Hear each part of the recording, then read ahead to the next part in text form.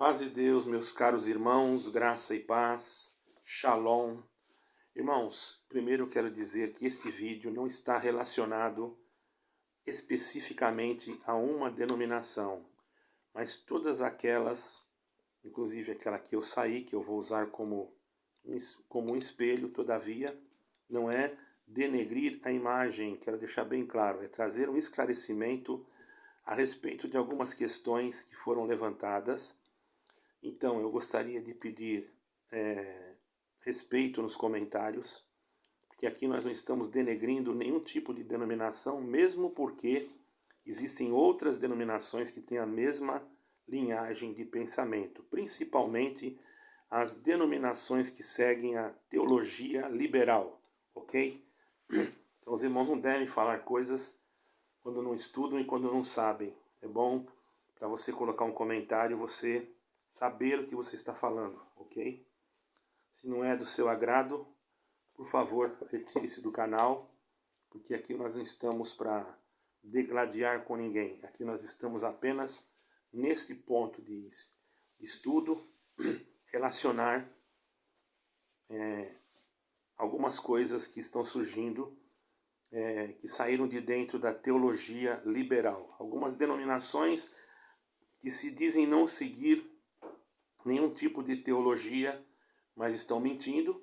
Então nós aqui não vamos falar nomes, porém temos que usar algumas documentações que na verdade não são propriamente da denominação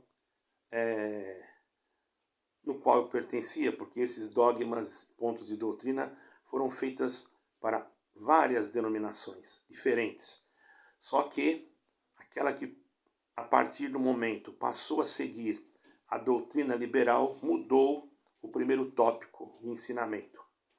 Nós sabemos que no inário, em um dos inários de uma certa denominação, o primeiro ponto de doutrina dizia: nós cremos na inteira Bíblia Sagrada e aceitamo-la como a infalível palavra de Deus. Isso tem em alguns inários, está nas últimas páginas ali, onde fala pontos de doutrina e de fé. Vocês podem encontrar agora, até essa denominação, tinha um inário que era o 4 e depois passou para o 5. No 4 estava correto. No 5 passou a crer em outro tipo de teologia, o qual eles dizem que não tem teologia, porém eu vou explicar para vocês.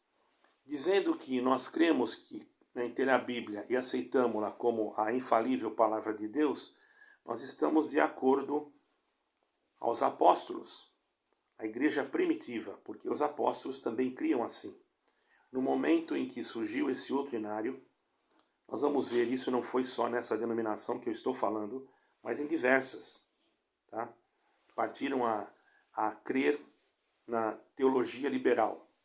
Eles passaram a entender desta forma: nós cremos na inteira Bíblia Sagrada e aceitamo-la como contendo a infalível palavra de Deus.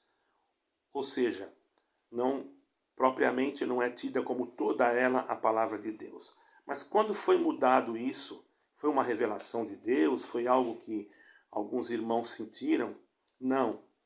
Se alguém falar isso, está totalmente cometendo um erro gravíssimo. Eu não estou aqui para julgar ninguém, mas a verdade vai ser manifesta agora. A ideia que a Bíblia contém a palavra de Deus, eu tenho um estudo pronto já, não é inteiramente, que a Bíblia, então quer dizer que a Bíblia não é inteiramente a palavra de Deus, está associada à teologia liberal, um movimento teológico que ganhou força no século XIX, certo? Esse conceito foi desenvolvido como parte de um esforço para reinterpretar a fé cristã em um contexto moderno, em diálogo com o pensamento racionalistas e os avanços científicos e históricos da época. Vocês estão prestando atenção? Então, o surgimento e desenvolvimento no século XIX teve uma origem e um conceito. Qual foi a origem e qual foi o conceito? Eu vou ser bem detalhista. A origem, a ideia que a Bíblia contém a palavra de Deus, surge como uma tentativa de harmonizar a fé cristã com o iluminismo. Prestem bem atenção. E a fé cristã não tem nada a ver com o iluminismo. Muitos não sabem e, infelizmente, por falta de conhecimento, acabam errando. E o pensamento crítico também. Crítico moderno, e busca enfatizar que, embora a Bíblia seja um documento importante e inspirado, seus textos também refletem as limitações humanas, culturais e históricas de seus autores. Bom, tudo que está escrito na Bíblia, mesmo que reflita alguma coisa, foi determinado por Deus para que assim fosse escrito. Né? Porque disse Paulo em uma das suas cartas a Timóteo, aplica-te em aprender aquilo que foi escrito, porque desde a tua meninice tu sabes as escrituras que te farás próspero para o entendimento de muitos. Em outras traduções, aqui eu não me lembro agora o número do versículo, mas está escrito numa das epístolas de Paulo para Timóteo. Eu não me recordo se é no capítulo 2 ou no 4, não me recordo. Basta você procurar aí no Google e perguntar aonde Paulo instruiu a Timóteo a respeito do estudo das Escrituras, e você vai encontrar, ok? Bom, vamos dar continuidade. Então, irmãos, isso tudo nasceu de um contexto da teologia liberal, certo, irmãos? Fica bem claro. E depois houve também um tipo de moral e ética sobre os dogmas. A teologia liberal deu prioridade à mensagem ética da Bíblia, como o amor ao próximo e a justiça, em vez de dogmas ou interpretações literais dos textos. Ela começou a isolar aquilo que para eles não era necessário, certo? Relação com a ciência. Procurou reconciliar a Bíblia com as descobertas científicas, como a teoria da evolução de Darwin e as novas compreensões da origem do universo. Quer dizer, eles não creem totalmente que o que a Bíblia está dizendo sobre a criação seja realmente aquilo que a Bíblia está dizendo, colocando ela em uma certa condição de dúvida, ok? Vamos deixar bem claro aqui, com palavras mais simples. Desenvolvimento progressivo da revelação. Propôs que a revelação de Deus na Bíblia é progressiva e que os textos refletem estágios do entendimento humano sobre Deus, culminando na mensagem de Jesus. Proponentes-chave. Alguns dos principais teólogos pensadores associados a ideias incluem Friedrich Schleiermacher, em 1768 a 1834, considerado o pai da teologia liberal moderna. Ele enfatizou a experiência teológica, ou melhor, a experiência religiosa subjetiva, com a essência da fé em vez de crenças dogmáticas. Albrecht Hitsch, 1822 a 1889, destacou o valor moral e ético da mensagem cristã sobre questões metafísicas ou dogmáticas. Adolf von Harnack, 1851 a 1930, argumentou que o núcleo do cristianismo é o ensino de Jesus sobre o reino de Deus e que aspectos sobrenaturais ou dogmáticos devem ser relegados. Agora eu pergunto, uma pergunta, vocês podem me fazer. E na igreja primitiva apostólica, a igreja dos apóstolos, eles criam desta forma? Eu vou dar a resposta.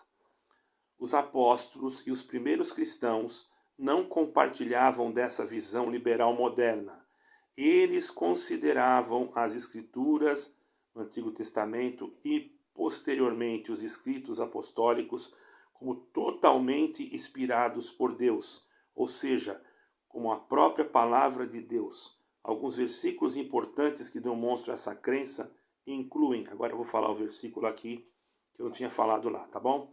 2 Timóteo 3,16. Toda a escritura divinamente inspirada é útil para ensinar, para repreender, para corrigir, para instruir na justiça. 2 Pedro 1, 20 e 21. Antes de tudo, saibam que nenhuma profecia da Escritura provém de interpretação pessoal, pois jamais a profecia teve origem na vontade humana, mas homens falaram da parte de Deus, movidos pelo Espírito Santo. Os apóstolos e os primeiros cristãos tinham uma visão teocêntrica, inspirada das Escrituras, acreditando que toda a Bíblia era e é a palavra de Deus e a plenitude confiável. Agora vocês escolhem. Vocês preferem ficar com o iluminismo, que está nesse cenário aqui, dessa denominação, que é o Inário 5, ou vocês ficam com a doutrina apostólica original, que crê que a Bíblia é a infalível palavra de Deus. Se alguém disser para vocês que Deus fez saber, o que Deus revelou, está mentindo, porque os apóstolos não seriam eles os primeiros? Por que Deus não revelou para eles? Fica aí uma pergunta. Então existe uma diferença entre os dois pensamentos.